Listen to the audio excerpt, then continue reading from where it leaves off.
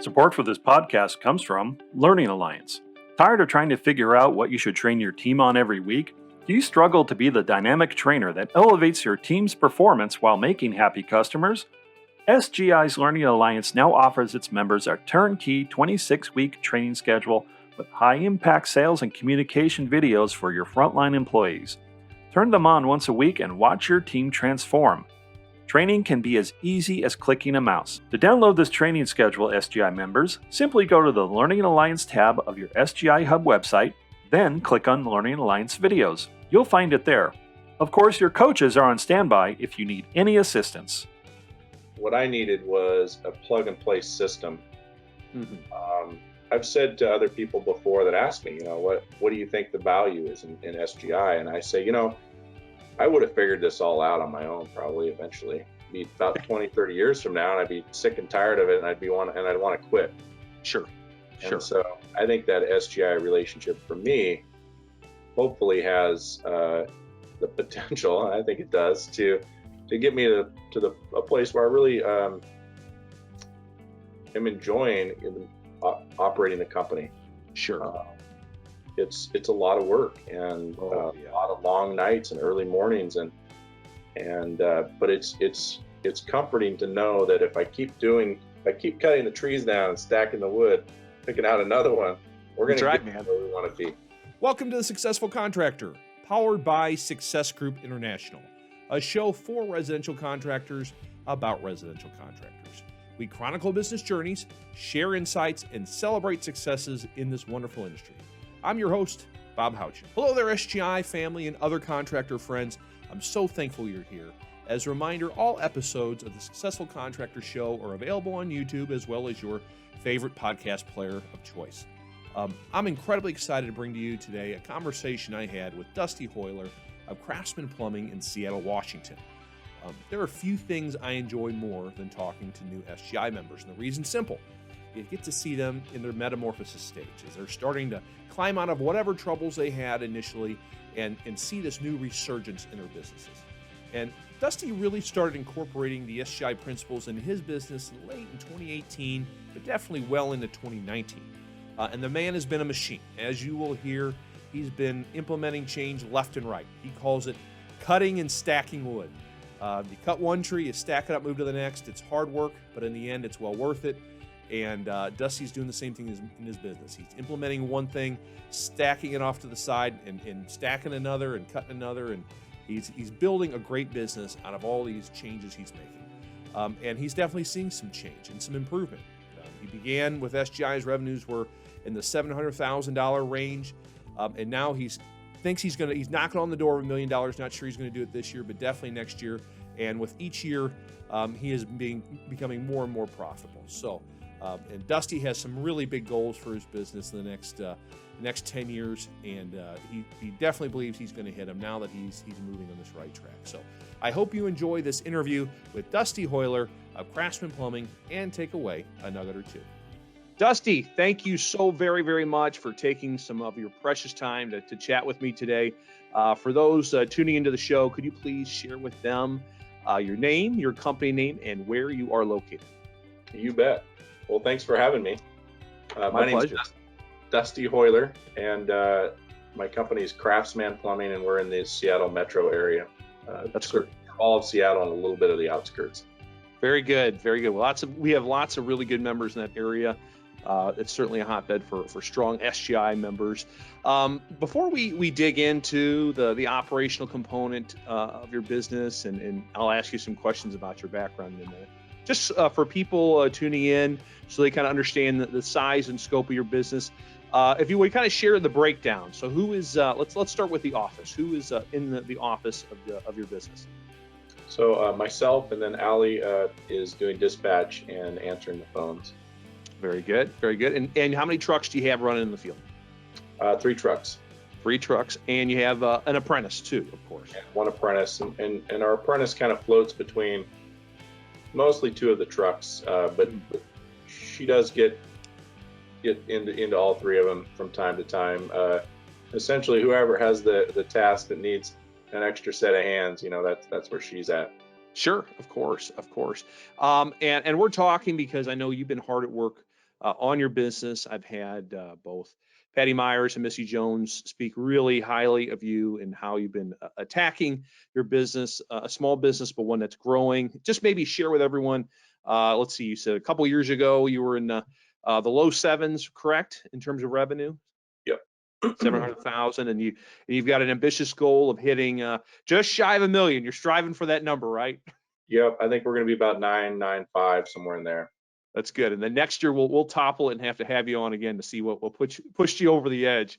But no, it's exciting. You're definitely representative of a lot of SGI members and most of plumbing businesses in the country. And again, we're talking just because I know you've been passionate and working hard at getting things growing and profitable and all that good stuff.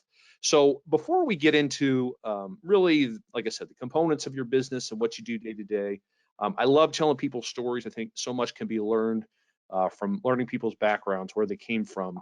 And I had the benefit of looking at your website and our About Us page. So they gave me a little insight. You're from Washington, but you're not quite from the Seattle area, correct? Where'd you grow up?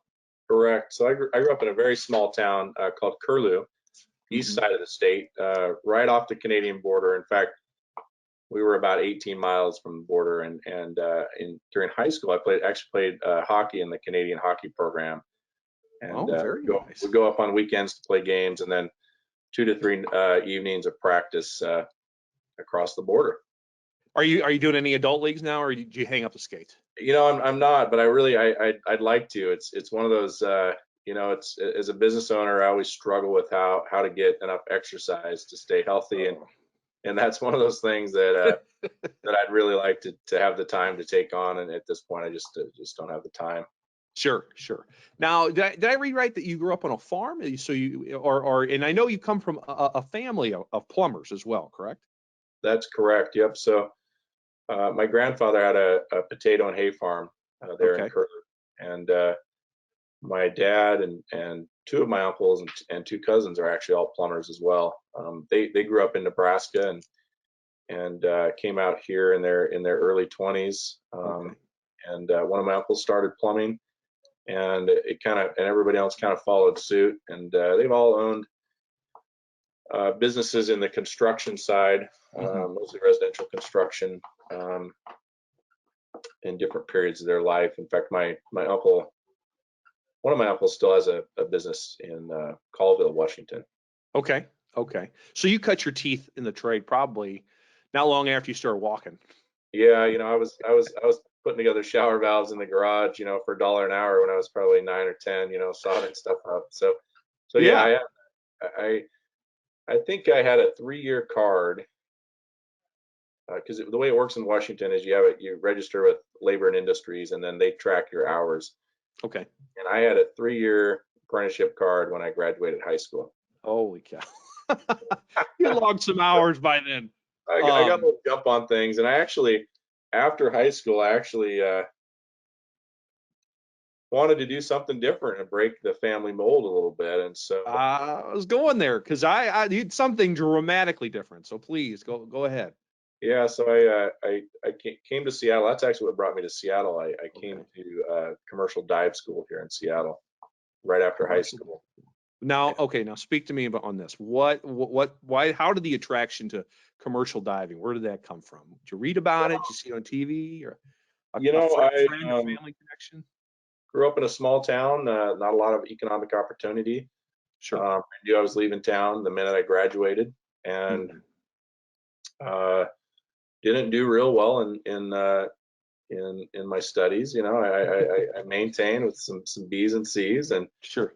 And by the time I was a senior, you know, I had four periods of shop class. In fact, one of those periods I was just out there kind of doing whatever I wanted to do, and the school kind of tapped into that. I think I built my senior year. I built a baseball backstop, and I just really enjoyed welding and kind of working with my hands, and so it just kind of made sense. I wanted to make some money, some big money, and have an adventure, and I figured, you know, hey, that's the ticket right there, commercial diving, and maybe travel the world and all that. So I graduated from the dive school here in Seattle, went down to Louisiana, worked in the oil field offshore for about 3 years. And Oh, okay. it was a good experience. Made some Yeah. money, Yeah. had a good time, and then realized I woke up one morning on a barge out in about 40, 50 feet of muddy water off the coast of Alabama, and the company I worked for, they'd sent out this memo that they were no longer gonna they were cutting some costs, and they were no longer gonna provide cake mix to our cooks. And it was the one thing that, like, the end of the day, we worked 12-hour days. At the end of the day, it really was, I just, they'd bake us a cake every night, and it really was the highlight of my day. And I thought to myself, I don't know what I'm doing here, this isn't for me. So that was my last trip offshore, and I've never been back out. That's interesting. Don't cut this man short on his cake. It's bad things are going to happen. Now, are you based out of like Venice, Louisiana area? I've been down there before, where all the fishing is and stuff like that. Yep, we would crew out of Venice on quite a few occasions. The company I worked for, actually, we were based out of Morgan City. Okay, interesting. All right, so you go, I need a life change. Why go back to the Seattle area? Just because it was what you knew, or why there? My mom still lived in this area, so I came back. I actually wanted to go to work. I really enjoyed being offshore. Mm-hmm. And I thought, I talked to a few guys who worked on the tugboats when I was in dive school. And I thought, it'd be really fun to get on the tugboat rotation, going up to Alaska and coming back. It's usually a 2 weeks on, 2 weeks off. Okay. And that really appealed to me. And so I started working on getting my Coast Guard certifications in line. Okay. And I was living with my mom. I was 21 years old, and I was talking to one of my cousins who was a plumber, and he worked at another residential service company here in Seattle, and I was complaining about living at home, and he said, "Hey, I can get you a job on Monday." And, yeah, right.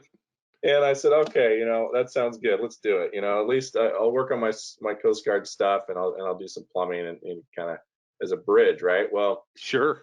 That was 1999. Here we are still plumbing. So burnt that bridge. That bridge is gone. You're sunk. You're on the plumbing island for now. It's a good trade. It's a good business, sure. And I feel really grateful to have had all the experiences I've had and had the chance to work with all the great plumbers I've worked with, and then have a chance to be mentoring a group of plumbers here at Craftsman Plumbing. That's great. That's great. Now, if I read our records right, you started Craftsman in 2014, correct? That's correct. Okay. Now, why the decision to go off on your own and do your own thing? What pushed you to that brink? I worked in the commercial. When I came back to Seattle, I started the commercial building trades apprenticeship, and I went through that. And I worked in the commercial side, new construction.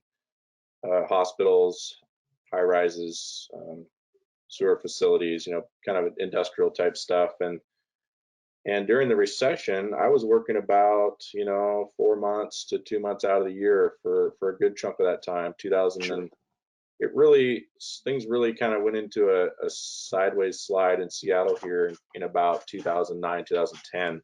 Mm-hmm. Struggling through that period, in 2013, I kind of came to a crossroads where I was like, something's, I'm not just going to sit and wait for a dispatch call. Sure. And I got to figure out what to do with my life. And so I just decided, I enjoy plumbing. And it's interesting because I was pursuing a job with the Cory Booker for Senate campaign at the time, and okay. Where I was going to go work on the campaign, and and I just decided, plumbing is my passion. It's what I want to do, and I just need to hang a shingle out and get started. And so I went. I was driving. There's kind of a main drag that goes through North Seattle, Aurora Avenue, and I was driving down Aurora, and there was this plumbing truck. It's a utility cutaway. Yeah. I pulled in, and it was for sale for like $7,800. and I cashed out some of my retirement, and I went down to the bank and I cut a check for $7,800, and I thought, you know what, here we go. We're all in 2 feet. Let's get this thing going. No looking back. No looking back. Good for you. Good for you. Well, that's a big jump. That's a serious jump. So here we are. We've got a used truck, used van. You're looking to do work. How did you start drumming up business? Just talking to friends and family, or how'd you start keeping busy? Yeah, I had I got connected with a national company who at the time they were buying up homes and renting them out, and they had about 1,200 homes here in the area. Wow. So that kind of got me that kind of got the nose pointed up off the runway a little bit. Sure. It didn't go well. When I reworked some of my software invoicing systems, and when they realized that that almost every invoice I had was theirs, that created some significant issues, and they essentially just tried to strong arm me to the point where I was working for free. And so that didn't pan out, but it did create some money coming in the doors for the first year. Sure. I dabbled in the custom in the spec home market a little bit, which didn't go very well either. But I really had, because of my experience prior to getting into the building trades apprenticeship program, working in the residential service sector, the company that I worked for about 8 months, they were part of an organization called Contractors 2000. I don't think it's called that anymore. Yeah. But that might recognize that name from back in in the early 2000s. So I had seen a company operate under that kind of this system, right? Similar system. So, and I really knew that's where I wanted to be. I didn't want to ever experience a recession where the work dries up. And I think that's the one thing, sometimes it's not fun taking the late calls, and you get some drain water in your face occasionally, and crawl spaces and all the stuff we deal with on a daily basis isn't always super glamorous. But the one thing that I really appreciate about service plumbing is it's not going anywhere, and it's not going to get outsourced, and it's not going to dry up in a down economy. You might see a little bit of an up and down here and there, but for the most part, people are going to continue to invest in their home. Yeah, 100%. 100%. So, all right. So you're looking, you want to get into more the service side, right? Let's fast forward a little bit. I have the benefit of looking at our records. You joined us, the SGI in let's see, end of 2018, I believe. Right? What was that? What drew you to us, or did we reach out to you? How did you find out about SGI? So I'm involved with the PHCC here in Washington, and I got to know from being involved with the PHCC, I got to know a couple of contractors who are SGI contractors, and the owners are on the leadership team of the PHCC, and it was actually Todd Allred. He signed up about a year before me, and Todd and I are good friends, and he's just such a stand-up guy, and I really enjoy working with him on a number of kind of policy things here around regarding plumbing, and working with the PHCC, and I knew that he'd signed up. Yeah. And I thought, well, I'm going to watch Todd. What happens in the next year? I'm going to watch him real close, And so I kept a keen eye on his operation. Yeah. And a year came, and I said, well, that's it. We're going to go for it. So once I made that determination, and I saw what it had done for his operation and his company, there was no question in my mind that I was going to go after it too. Okay. Now, did you call us then, or did someone eventually circle around and talk to you? I think I told Todd, hey, what's the next step? And he said, hey, they're having a profit day here in Seattle. And I think Todd actually came in. Todd came in, and Steve came in from Steve's Plumbing as well. Oh yeah. Yeah. And another stand-up, fantastic gentleman. Steve. Yes. Yeah, no, I've known Steve a long time. He's been on, interviewed him a handful of times. Todd too. Before we went to the broadcasting, interviewed him for the magazine, which I've put together a long time. Just, you're right, two really neat guys. Kathy's in your area too. Kathy Thou. So just amazing people up there. So you certainly had some good people to talk to and be good resources. So all right, so you go to Profit Day. I'm assuming you were joining, right? The next step is to go to executive perspective. So when did you get to EP? And I'm assuming it was at Dallas at that point, correct? Yeah, and I think it was November. Okay. It was kind of a whirlwind. I Yeah. had a previously planned trip to New Orleans, and that I'd planned in the spring, and Okay. I'm looking at the schedule, and it's like executive perspectives in Dallas, and my plane is stopping in Dallas, and Ah. so we were coming back. I was traveling with a couple friends, and we were coming back, and I just didn't get on that next leg back to Seattle. I just stayed in Dallas, and executive perspective started the next day, Oh my gosh. and so I was able to fit that in I think that was November, because it was right after I signed up. It might have even been October. Yeah, because I thought I was gonna have to wait till December, and Right.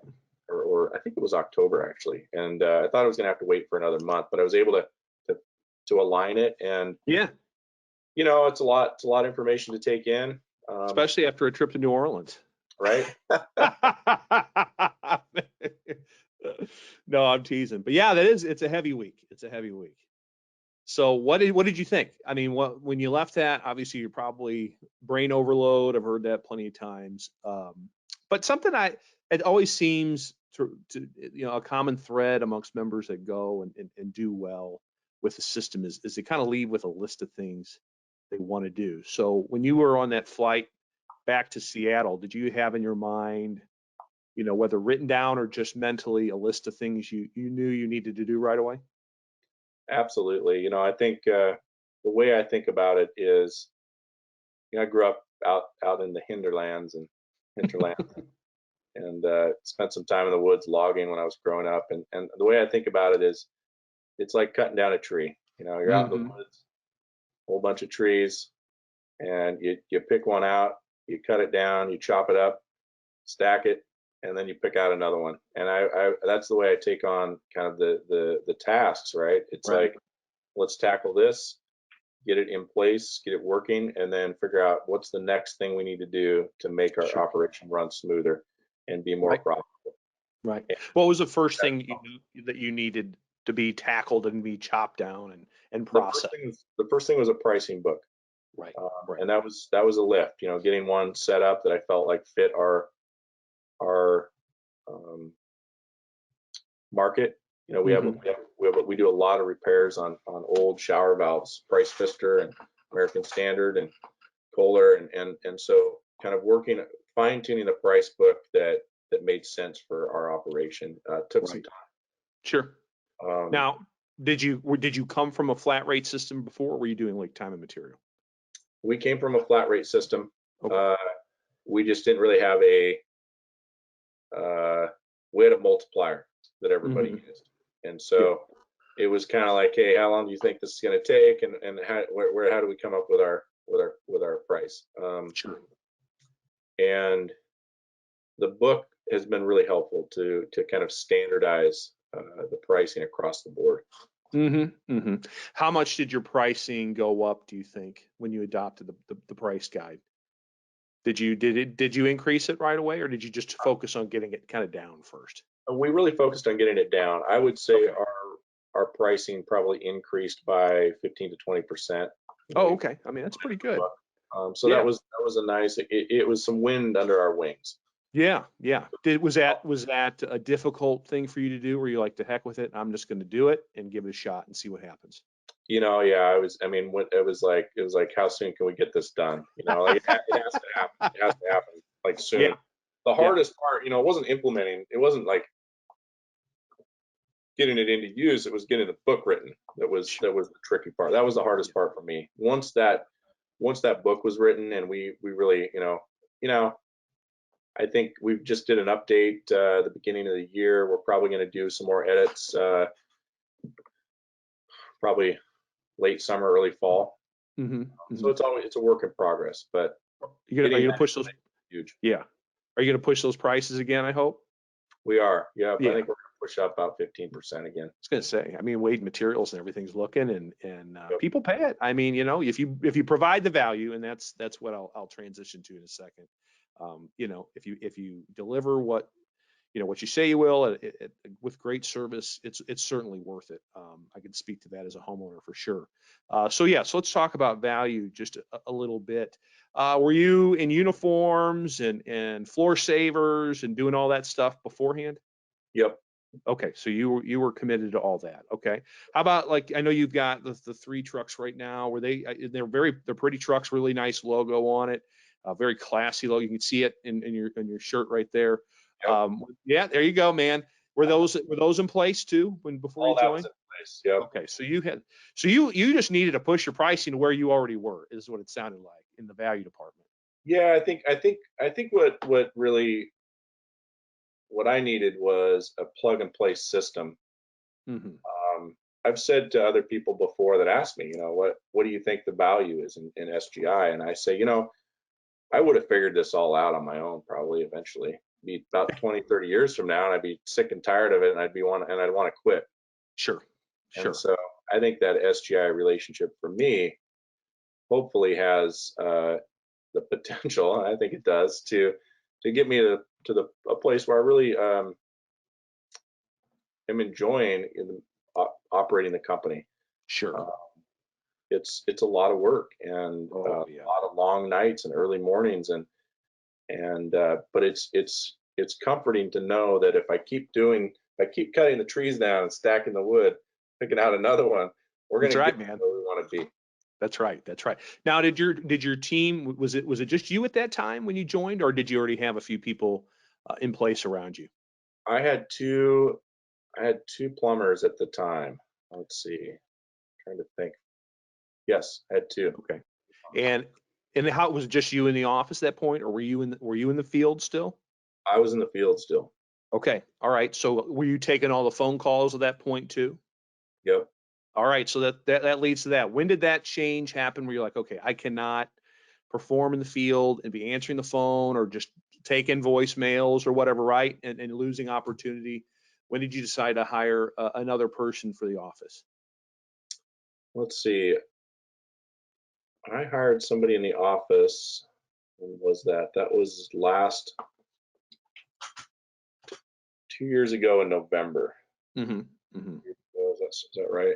It was in November. It was actually, I think it was about December. Okay. December of 2019. Okay. Was that Allie or was that someone else? That was someone else before Allie. Okay, and you finally found the right person, right? So that person was tasked to what? Take phone calls and do dispatching. Dispatching is a difficult skill to learn. Oh yes. So, I was in the office when I made that transition. I was already in the office because I was answering the phone, and our volume had gotten to the point where I couldn't be in the field and answering the phone. Right. So I was in the office answering the phone and managing operations, booking calls, scheduling, doing everything at the office. Sure. And once that individual came on, it was really about getting them up to speed and just getting them competent answering the phones. That was the first thing.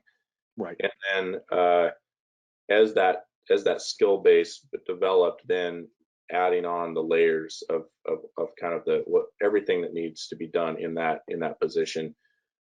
I think if somebody hasn't had past experience doing all those, kind of holding all that flow in their mind, I don't think they can come in and just start. No. That's the expectation that's where that's the task. But that's a lot to come in and start on day one. Oh, 1000%, 1000%. So, with, the person before Allie and then Allie, with answering the phones, did you introduce them to some of the call scripting that we had and some of the videos and stuff like that? What, maybe speak to what their training process was to get them up and going, at least on the call taking side of things. Yep, the scripting, the videos, Mhm. myself, just kind of listening in and providing little bits of feedback, Sure. and then as soon as possible getting to the in-person training. Uh, Hmm. Hmm. I think that until you can get to that in-person training, it's hard to understand exactly what the system should look like, and I it's agree. it's difficult for me to teach all of that, Yeah. that Yeah. all that all those components. For I sure. was working on individual aspects, Hmm. but I don't think it all comes together until you can get to that training. I think that training is one of the most critical trainings to go to. And because of COVID, we weren't able to do that in the exact time frame that I'd hoped we could. Sure. But fortunately, we just went to the training in, let's see, what was the name of the company? WireNut. And Oh, yeah. You were at that. Oh, great. yep. And I think Oh, that what a was really trip. great, and I can already tell that was very beneficial. Yeah, yeah, and that's a great operation out there. Trent's In been a fact, long, long time. we've cranked through. We were training, so I went to general managers training in Okay. Dallas Uh-huh. a few weeks back, and then we were in Colorado Springs, and then prior to that, I had the one of the plumbers and the apprentice went to Service Essentials in Dallas. So once we got comfortable getting on airplanes, we all got vaccinated. Sure. We're like, we get that training going. That's yeah. Let's rock and roll. I'm tired of sitting around. Let's make some hay. Good for you. You're right though. I've been doing this a long time, and I've interviewed people for a long time, and those that make the commitment to training and learning the system, it's just a different ballgame. It really locks it in. When did you first go to Service Essentials? Were you able to go early on before things got kind of locked down? Yeah, I think I've been to, let's see, this would have been my second. So Okay. I took two of the plumbers to Service Essentials the first Yeah. year, and Yeah. then the second year we went to Plumbers Advanced, Oh, good for you. and then we're going to be going to train the trainer in July That's with great. plumbers. Was Plumbers Advanced at the Dallas office, or was that at a member location? No, that was a member location, and that was in Alabama, and I'm trying to think. Oh, Carrie's. You're at Carrie's and On Time. Yeah, Yep. that's a great operation. Great, another great guy. We let so many really good members. It's hard to say there's a lot. There's just a lot of really good people. That's great. Now, how did that open your eyes to things? I mean, you had the foundation with Service Essentials, right, and kind of seeing how a service call should be delivered. What added benefits did the Plumbers Advanced class provide? What did you take from that? I think really getting into the options and the importance of options. Mhm. Um, that's a powerful component of that class. Fine tuning the script and the Mhm. kind of you work on it in Service Essentials, but it takes that introduction component to the next level. I think you get more into the why. Why do we do this? Mhm. Um, where at Service Essentials, you're just kind of like just trying to understand, hey, all these things you got to do, right? It's like, It's a oh, well, lot. you're like, Yeah. Yeah. and so it's a good progression. I think you're working on a lot of the same stuff. You get more into the personality types that you don't get Mhm. into quite as deep in Service Essentials. Um, yeah, I think it really solidifies that experience for the customer from the time that we pull up to the time we're driving away. Yeah. Yeah. How did all this training resonate with your team? Were they pretty welcoming to it and pretty open to it? They're pretty open to it. Mhm. There's a little pushback sometimes, Sure. and, this is kind of silly. Um, but I think that even some of the folks that I get some pushback from, they're smart individuals, and they understand that um, it really empowers them to be good at this. Sure. And so, however they internalize that training, Mm-hmm. and take it away and make it theirs. However they do that, it's beneficial, and it's a powerful experience. Sure. I would think also when you go to a larger operations like Wirenut or On Time with Carrie there in Alabama, they go, well, there must be something to this. This didn't just drop out of the sky, right? I mean, they had to add some credibility to it as well. Yeah, and I think it's important to see that we're not the only people doing this. There's a lot of people doing all the things we're doing all over the country, Yeah. and it's fun to see those big operations. Yeah. It's fun to see places that have a copy, a push button copy machine, and a nice break room, and Yeah. TV monitors in the training area, and that's exciting. Yeah. And it's something to go, hey guys, this is what we're going to get to. Yep. In a couple of years, if everyone keeps working and grinding to get better, we can absolutely do this, and you certainly can. So, all right, that's good. That's good stuff. Support for this podcast comes from Bradford White. Bradford White is a full-line manufacturer of residential and commercial water heaters and boilers. While being manufactured and assembled in the USA by American craftspeople, Bradford White's goal is to deliver high-quality, superior products specifically built for the professional contractor. You can always count on the performance and reliability of our built-to-be-the-best products. Visit bradfordwhite.com to learn more. Welcome back to the show. I'm interviewing Dusty Hoerler of Craftsman Plumbing in Seattle, Washington. So far, we've learned Dusty's story and began talking about a lot of the changes he made with his business after joining the SGI family. And we're going to keep talking about change. We'll learn how he made that difficult decision to get himself out of the field. We'll talk about how he worked with our financial coach, Patty Myers, to get his financials in order and give himself some true insight into where his business stands financially. And we'll talk about how he implemented ServiceLine into his business as a core software tool. So, and we're going to learn so very much more. So let's jump back into my conversation with Dusty Hoerler of Craftsman Plumbing. What's training look like today? I know COVID probably made things interesting a little bit with not getting together or whatever, but now that things are kind of normalized and you're all vaccinated, do you guys get together frequently? Is it weekly? Is it daily? Yep, we do a training on Monday mornings for about 1.5 to 2 hours. Oh wow, okay. And that's something we've implemented, I would say, about 4 or 5 months ago. Okay. During this last month, when we were out of town a lot training, I suspended that for about a month. It was just too much to. Yeah. Some of those weeks, Monday was the only day I was in town, and I was just Right. like, just trying to get all the things done that had to be done before I went to another training. So training. I was going to say you're training. You're just really training. it was hard, but yeah, I think that's really important. I'm interested in I'm in the process of kind of thinking about maybe doing one more day during the week. Okay. Maybe some training on Wednesday morning, Mm-hmm. but I want to make sure that we're using it effectively.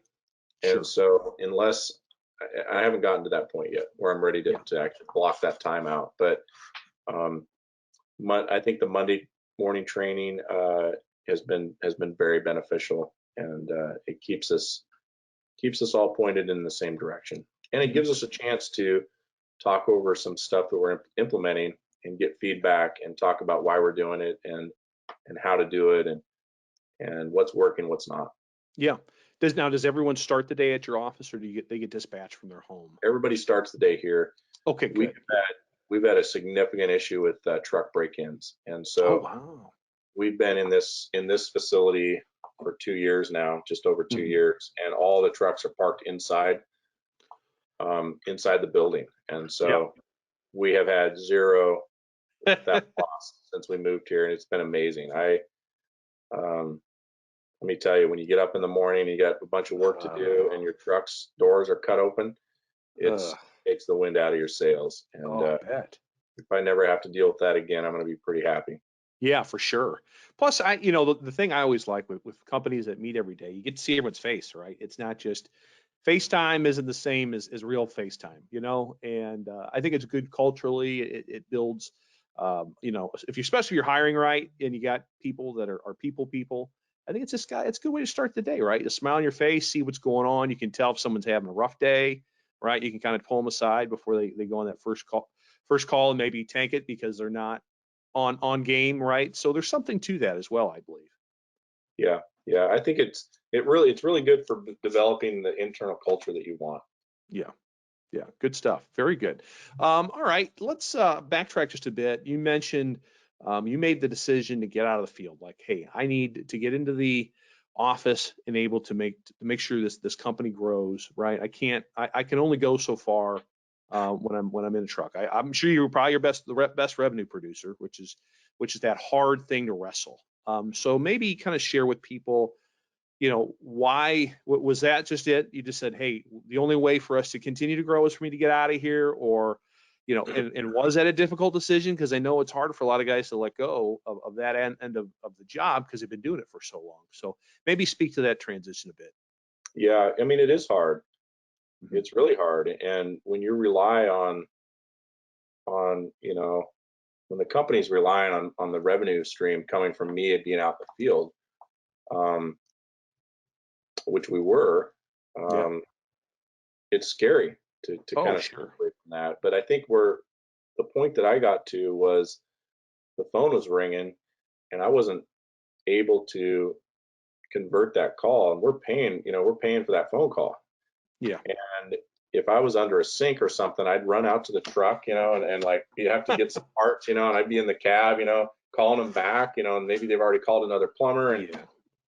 and there came a point where we were losing, we weren't keeping the pipeline full Yeah. by me trying to do all those things at once. I couldn't do any of it very well. I was scattered with the customer because I'm thinking about the schedule, and I literally had a schedule book that I'd carry around everywhere with myself, Sure. and I was scheduling appointments, and Yeah. yeah, I'd keep it in my toolbox, and it just became very clear that I just couldn't hold it together. Yeah. And I work hard, but I'm not superhuman, and I just had to say, hey, I got to adjust. I just can't do this anymore. Right. Right. So you had how many? You had what? Two other trucks running at that time when you pulled yourself out, or Yeah, did so you hire the third and then pull yourself? I was the third truck Okay. at that point. Yep. So you went in then with two trucks running and just Yep. and just you. So I mean that's a scary jump, right? That's 33% of the revenue. Yep. How long did it take you to find a replacement for yourself in that third truck? We didn't start running a third truck until after the pandemic kind of Okay. broke. And Yeah. so, and that's a really interesting question. When here in Washington, we had a stay home order that went into effect pretty early on. Right. And in some ways, I think that was really good for this area because we didn't see the hardcore spikes at the beginning that some of the other areas did, Mhm. but people were freaked out. People were Oh, like, I'm sure. the epicenter was kind of right here outside of Seattle, right at the beginning, and people were just terrified, and they didn't know, there wasn't a lot of knowledge about what was happening or Sure. how, a lot of data. And once that stay home order went into place, our phone just stopped ringing. Yeah. We had a few little remodel projects we wrapped up, and it was like, well, you know what, we're gonna have to do layoffs. And Yeah. so plumbers got laid off, both the plumbers. I kept the two helpers on. The plumbers and the office staff was laid off as well. Um, the plumbers they had good unemployment benefits, and so they were able to, hold their lives together, which I'm grateful for that Yeah. aspect.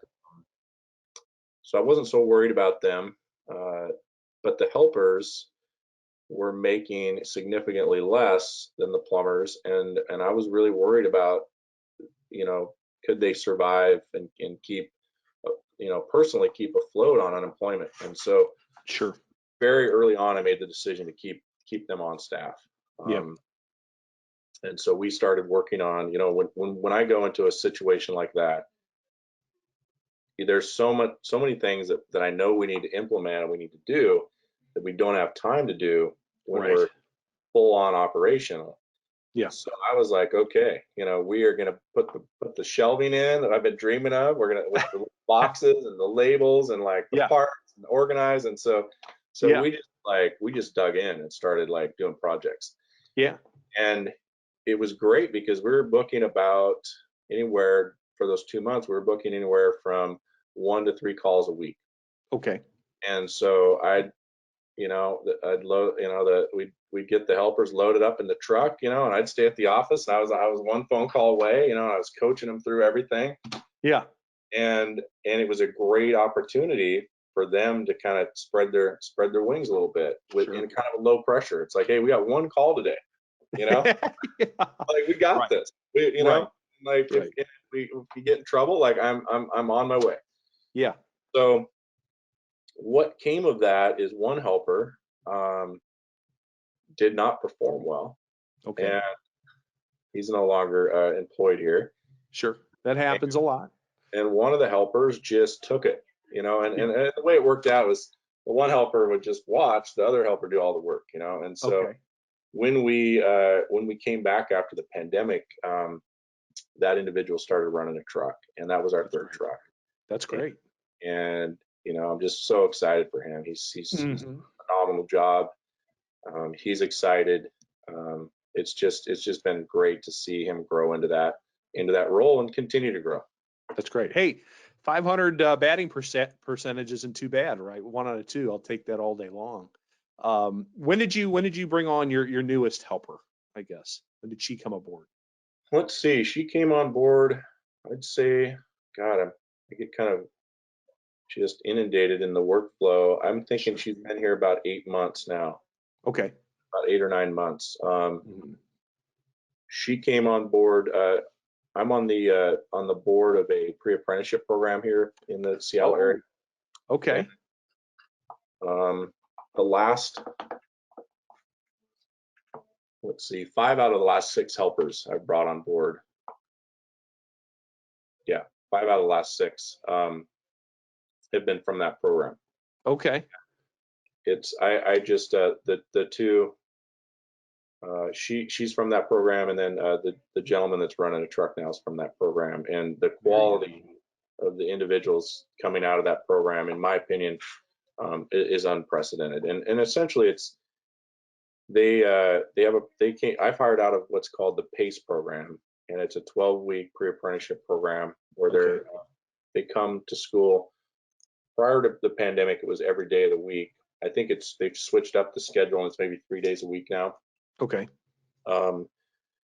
But they start out in the morning with calisthenics in work gear, and for an hour, and running laps, and and it's like a boot camp. And so the people that don't make it, the people that do make it, I should say, and graduate, they have the drive and the desire to be in the trades. And so you don't have to do that weeding out process, much. So you still kind of have to figure out if it's a good fit, but and is the aptitude there, and is this the right trade for you?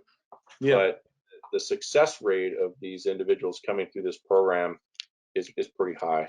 And so I think that's a real gem of an opportunity for me and for us as an organization to tap into that.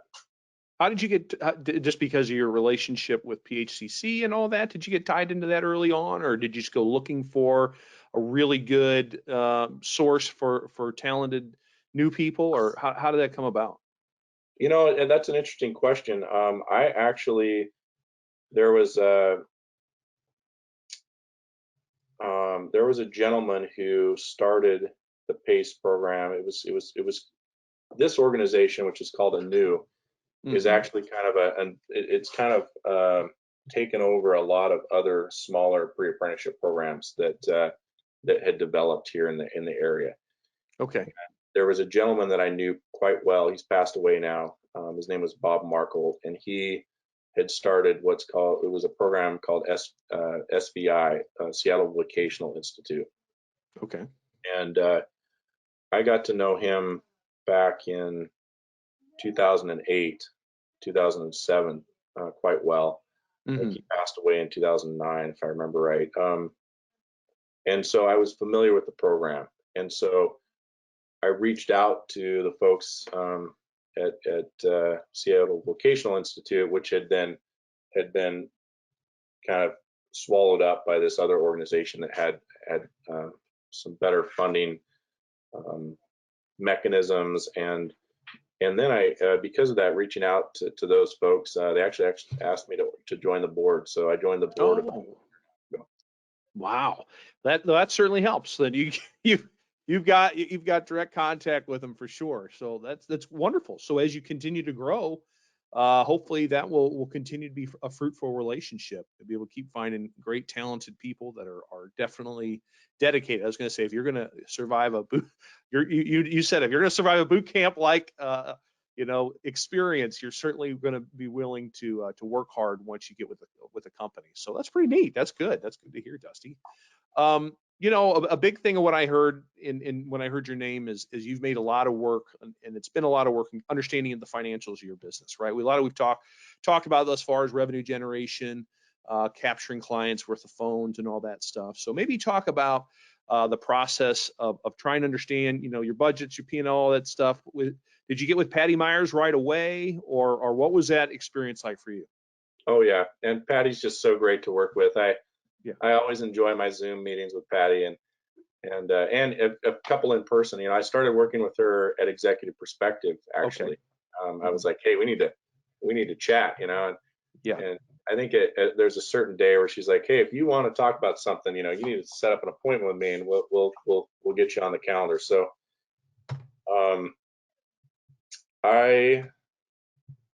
after going through Executive Perspective, I could tell that my chart of accounts didn't quite match up, right? And so it was important for me to get that get that to match, so then I could look at that percentage profit and loss statement and say, where are we at here, where are we at there, we're at all these different levels. Like, are we meeting expectations? Do we need to work on? And then that helps me figure out what's the tree I got to chop down next. Exactly. So I knew that was something that I had to tackle, but it was, I'm not really astute at sitting in front of QuickBooks and like clicking here and clicking there, and like it's just wait a minute. A plumber doesn't want to sit in front of Excel spreadsheets all day long. What's going on with that? It's hard, it's really hard. And I understand. I don't like that stuff either. Yeah, no, I get it's like, well, it took me a couple years of working on stuff. I had some issues with my accountant, and we had to switch. We had to switch about a year, first of the year. But some of the issues we were having kind of highlighted the fact that I needed to get more involved in QuickBooks and monitoring it. And so I started working. I would just block off a meeting with Patty once a week. Good for you. We'd share screens, we'd get into it, and we would kind of do some work on it, about an hour's worth of work. And then I'd say, okay, I got to go do other stuff now, but we're going to come back to it next week. We're going to pick up. And we just kept working on that for about 2 months. Wow. Good for you. Yeah. Getting dialed in. And right now it's the most dialed in it's been. And it feels good. I feel like I have a better handle on where we're at any given moment. Yeah. And that's fantastic. Oh man, talk about empowering to know where your business exactly is financially, and you hit it. I feel like I've said it a couple of times. You hit it on the head. When you have that in place, it allows you to make the right decisions and changes that need to happen in your business. So that's excellent. What were some interesting things that you found along your 2-month journey? Were you meeting the gross margin percentages you need to meet? Were materials where they needed to be, labor needed to be, all that kind of stuff? I know it might have been some time ago. Yeah, I'm trying to think what were the big takeaways. I think the biggest takeaway was the peace of mind of knowing, not feeling like I'm I'm just trying to have a feeling about how things are working, right? Like I Yeah. think I'm not sure, but I think we're okay, but I'm not Yeah. positive. And Sure. so having a really clear, concise picture is really, really amazing. Right. Beyond what's in the savings account or checking account. One of the things that we struggle with here is rent's pretty high. Oh, sure. So that's a number that is really high for us, facility stuff. So, and there's really no way to get around that. And so we've got to build that into our pricing, and that's something I need to work on. Yeah. We're a little bit high on employee cost. Mhm.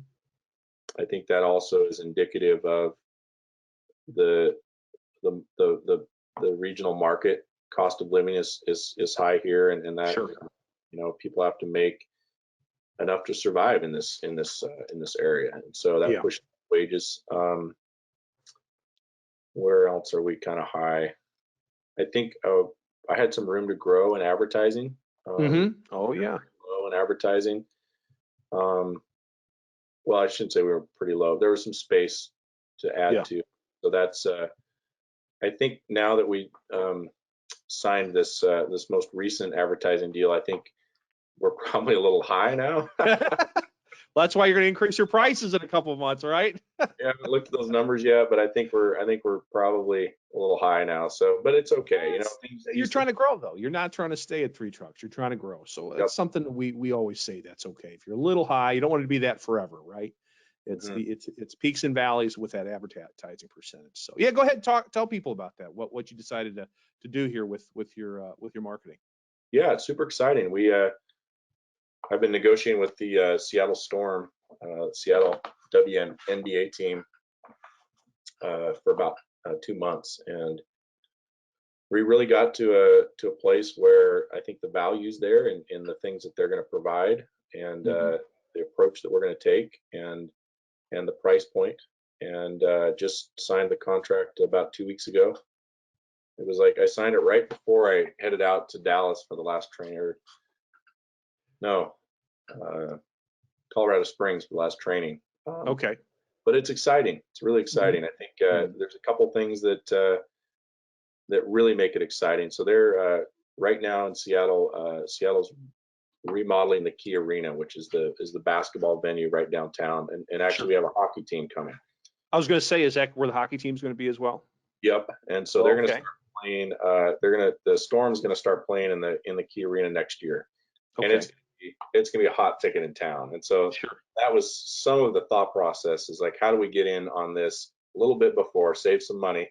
Yeah. It's going to be a different price when they get there, and I was going to lock in a 4-year deal.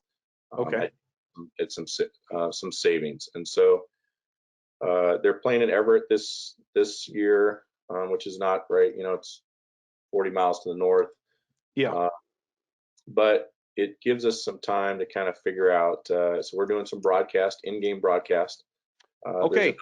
There's another component. It's called in-game conversation. It's called draining buckets. So if there's a player that has some great shots, they'll have some game commentary brought to you by Craftsman Plumbing, and it's called, that little commentary is called drain. So they'll say, like, this is a draining buckets moment brought to you by Craftsman Plumbing, right? And they'll talk about, that was a 3-pointer, whatever. Yeah. The other thing that's going to start once they get into Key Arena next year is they're going to have a fan cam. Okay. That's once every home game, a fan cam that's called Let's Hear Those Pipes. So it's like a sing along. Okay. Let's Hear Those Pipes, brought to you by Craftsman Plumbing. So what we're really trying to do is do some fun things, think outside the box, and really do that branding work, right? Yeah. So people, when people are scrolling through Google, and they see Craftsman Plumbing prop up, they're like, oh yeah, I know these folks, let's click on that, right? And so, the hard thing with pay per click is Google holds all the cards. They do. And I don't like being in that position. And so, I don't think that we'll ever get away from doing some pay per click. We'll always do some, but I don't want to rely on Google for all my phone calls. I agree with you. I agree with you. Who's managing your website? Are you doing SEO too, stuff like that? Yep. Let's see. The website, I have a local marketing person I do TV ads with. Okay. He keeps up. He handles the website. Although I would say they just changed names, but I've been using it's Placement SEO. I can't even remember their name. They just rebranding. So redesign.co now. yeah, something. John, yeah. It's not rolling off my tongue yet. I have to. All right. Sure. But yeah, I guess they're adding some content through the SEO program. Okay, good. I got some, I think in the first few months we saw some upticks. Now we're seeing some drawback. It's SEO is hard. I wish I saw more upticks for what I'm paying out per month, but they assure me that we're going to see some more benefit in the 4 month as we go. And so I hope they're right. Time will tell. Yeah, for sure. I know John's very attentive, if nothing else. The responsiveness of them is pretty good. I need to circle back because I forgot to ask you about service line, and you said you hopped onto the service line train. What was that? Beginning of this year or last year? When did that come about? Well, that was towards the end of 2019. 2019. Okay. So you saw a need for something like that right away. It was like March or April, I think, of 2019. Okay. It was one of the first things that I knew we needed to do after executive perspective, and even before joining SGI, I really knew that we needed a more robust software invoicing system. I had started when it was just me in a truck. I'd started using FreshBooks. Oh yeah. For all of my invoicing, but there was no dispatch capability, right? And so when it was me in the field and running a couple trucks around, it was all dispatching was in my head and on my notepad, and so it's a lot.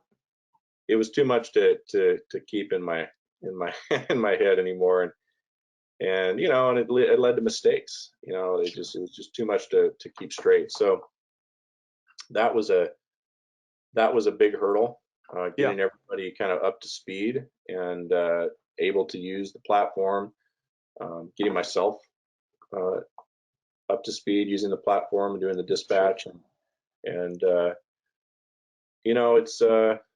it's a good program. I think one of the big plus sides for me, I think I wish it was a little bit more user friendly.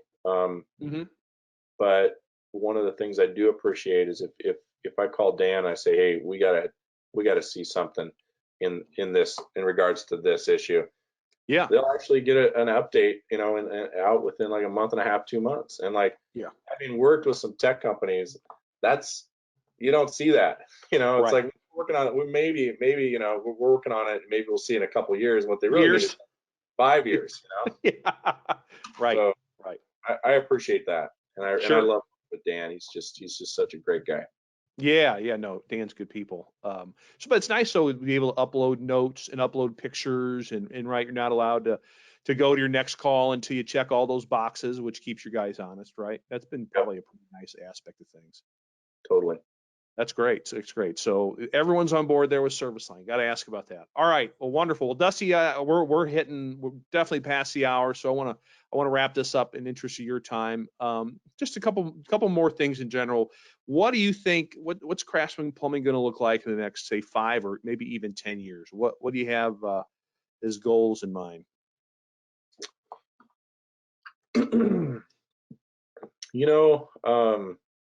I'll answer the 10-year question first. I'm in just starting year 9 of a 10-year plan to remove myself from operations. Really? Okay. And in 10 years, I would like to be not involved in day-to-day operations. Okay. So we'll see. I think that's achievable.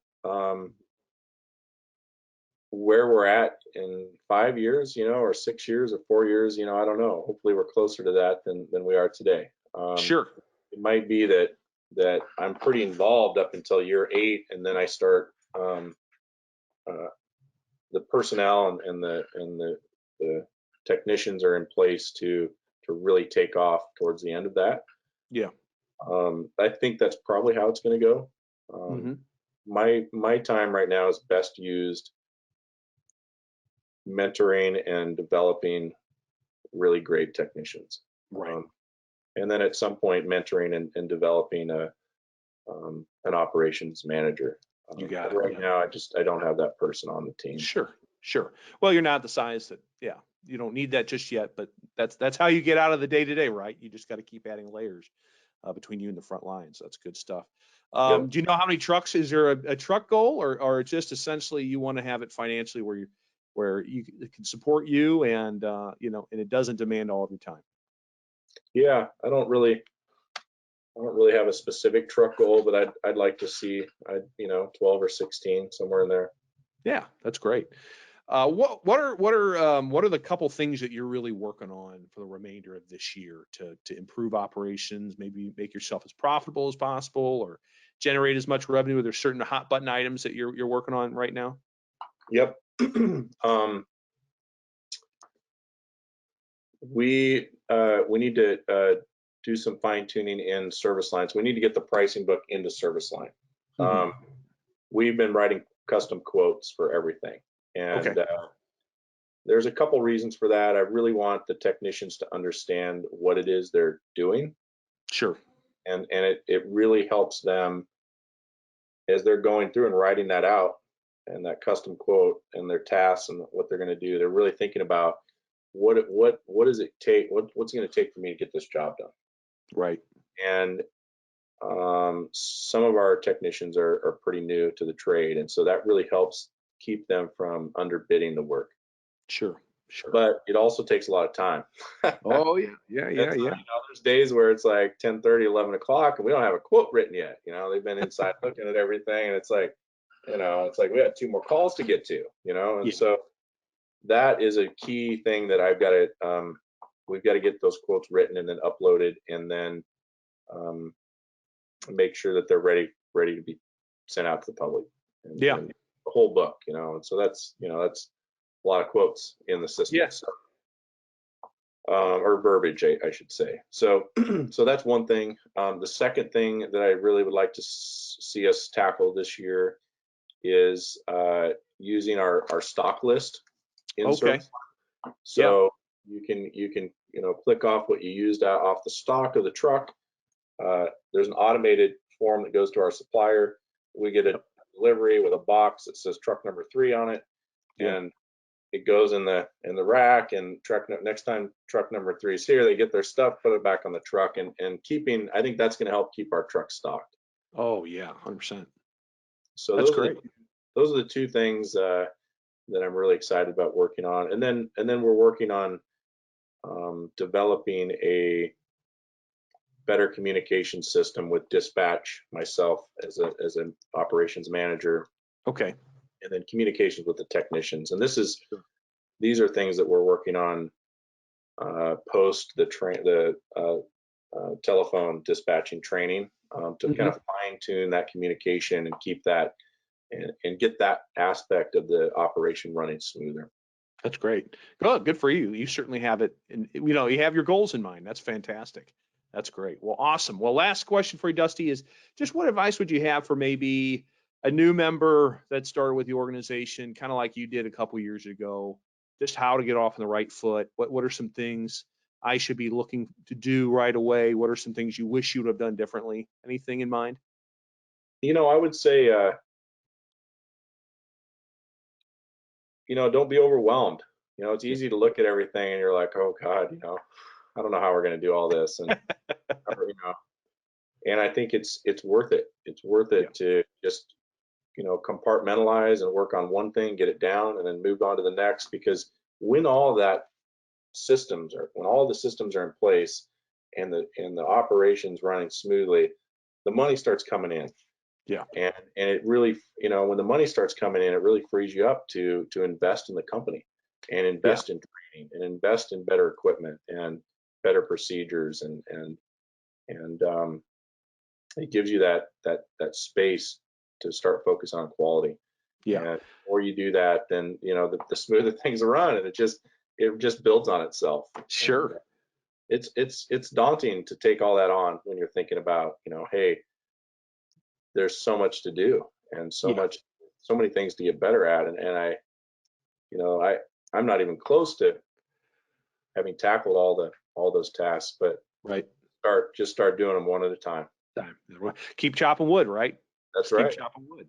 Boy, you have invested us a lot, and just in our conversation, you've sunk a lot back in the business, but through it all, you're still very profitable, and I think you're only going to be more and more profitable as you increase revenue, because you've spent the money and you've put in the hard work to create the foundation. So it's neat that we get the chance to talk to you and learn your story at this phase of your business, and looking forward maybe having you on in a couple of years from now when you got a whole bunch more trucks and maybe things are getting a little easier, hopefully. Hey, one quick question for you. Oh yeah, go ahead. I haven't been to a expo yet. Oh wow. We were all dialed in to go to Temecula, and then it got canceled. And so, you're putting me on the spot. Yeah. So I've heard rumors that we're going back to Temecula. Is that going to be this fall? I would say there's a strong likelihood that would happen at this point. I'm not officially allowed to say yes, but it sounds like it's really going to happen, but I can't say yes. Fantastic. Well, hey, I'm excited. I wanted to go down and check it out. Oh man, you haven't even gotten a chance to go to Expo yet, because it has been such a strange. I mean, you've taken this on at like the worst possible time, because the neatest thing with being a part of the group is all those people at Expo and getting to talk to them. So man, you to consider what you've done without really, I know you've got some networking or up there amongst SGI members, but you're gonna really enjoy it. I'm excited for you if you haven't been to one yet. So, but I think that's what it's looking like.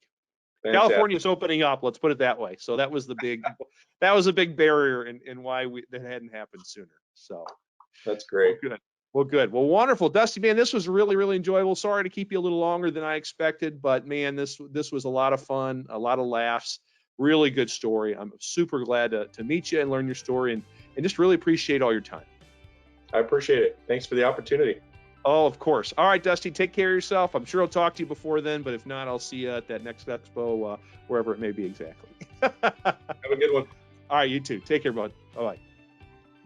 Thanks for joining us. If you feel like you have a great story worth sharing that would also help other contractors, please email me at bhouchin@yoursgi.com.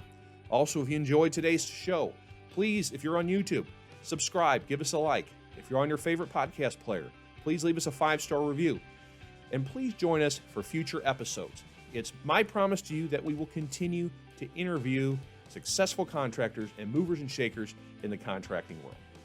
This is The Successful Contractor, powered by Success Group International. Support for this podcast comes from Synchrony Financial. Allow homeowners to pay at a rate that fits their budget with a merchant fee that fits yours. Visit www.toolboxmysynchrony.com for more information. The Successful Contractor podcast is part of the Success Group International family.